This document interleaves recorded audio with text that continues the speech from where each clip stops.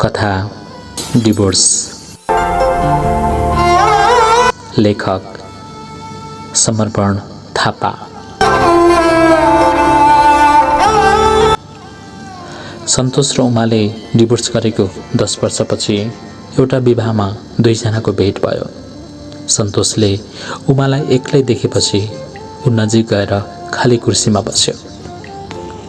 धेरै बेरसम्म दुईजनाले एकअर्कालाई हेरे, तर नदेखे चाहिँ व्यवस्था गरे। दुईजनाले 8 वर्षसम्म सँगै बिताएका थिए। उनीहरू दुईमा झगडाभन्दा के मिठा यादहरू पनि बसेका थिए।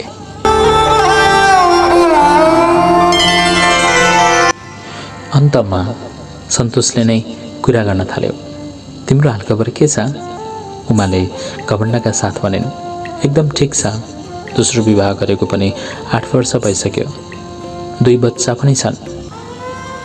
सन्तोषले ध्यान दिएर उनको अनुहारमा हेर्यो। उमा सन्तोषसँग हुँदाभन्दा धेरै दुब्ली पातली बाँकी थिए। अनुहारमा केही पनि रौनक थिएन, न शरीरमा महँगो कपडा गरगहना नै थियो। सन्तोषले सोच्न थाल्यो, जब उमा मसँग थिए त्यति बेला कति हँसिलो रातो पिरो अनुहार थियो। शरीरमा महँगो कपडा हुनुको साथै आफूलाई गहनाले टपक्क ढाकेकी थिए। सन्तोषले आफूलाई एकहोरो हेरेको देखेर उमाले अर्कोतिर हेर्न थालिन्। त्यसपछि आफूले आफैलाई नियन्त्रण गर्दै भनिन्, अनि तपाईको खबर के छ? हाम्रो बच्चालाई कस्तो छ? सन्तोषले पनि घमण्डका साथ भन्यो, म पनि एकदम ठिक छु। दोस्रो विवाह गरेको पनि 6 वर्ष भइसक्यो। एउटी छोरी पनि छिन्, अनि हाम्रो छोरा रूपेश अहिले 9 कक्षामा पढ्दैछ। मेरी श्रीमती एकदम राम्री छिन्। हामी दुई एकदम खुसी छौँ। उसले यसो भनेको सुनेपछि उमालाई भित्रभित्रै जलन भयो, तर उनले अनुहारमा केही भाव देखाइन। उनले सन्तोषलाई गोरिएर राम्रोसँग उसको अनुहार हेरिन्। यस्तो लाग्दै थियो जस्तो 40 वर्षकै उमेरमा उसलाई 55 वर्षको देखिएको थियो। शिरको सबै कपाल सेतै फुलेका थिए। मेदी लगाएको कारण माथिबाट हेर्दा मात्रै कालो देखिन्थ्यो, तर कपालको जरा सेतै थियो। पेट पनि निकै बाहिर निस्किएको थियो। त्यसपछि उनीहरू निकै बेरसम्म चुपचाप बसिरहे। विवाहको कार्यक्रममा दिनभर दुईजना सँगसँगै बसे, तर कुरा योभन्दा अगाडि भएन। कार्यक्रम सकिएपछि जब दुईजना आआफ्नो घर जाने तयारी गर्दै थिए, त्यसबेला सन्तोष उमाको नजिक गयो र एउटा कुरा भनौँ भन्यो। के कुरा? सन्तोषले निराश हुँदै भन्यो, तिमीसँग जुन जीवन बिताएको थिएँ त्यही नै जिन्दगी थियो।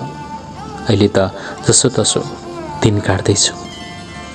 सन्तोषको मुखबाट यति सुनेपछि उमाको मनमा खुसी र दुःख दुईटै मिसिएको पोको फुट्यो।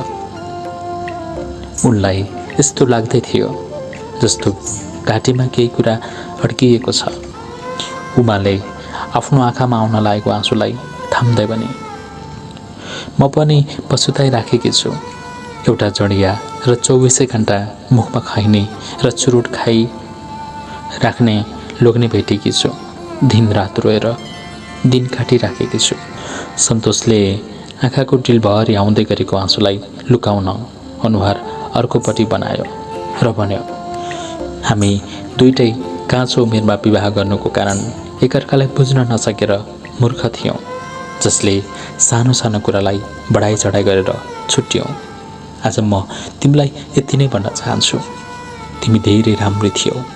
तिमीले मेरो अनुहार हेरेर मलाई भोक लागेको कुरा, सन्चो बिसन्चो, सुख दुःखको कुरा थाहा पाउँथ्यौ। तिमीसँग बिताएका यादहरू सम्झँदै दिन काट्दैछु।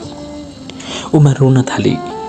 रुँदै रुँदै भने, म पनि त्यही दिनको याद गर्दै बाँचिरहेकी छु भन्दै उनले झोला उठाई र त्यहाँबाट हिँडी। सन्तोषले उसलाई त्यति बेलासम्म हेरिरह्यो। जबसम्म आँखाबाट ओझेलमा परिनन्।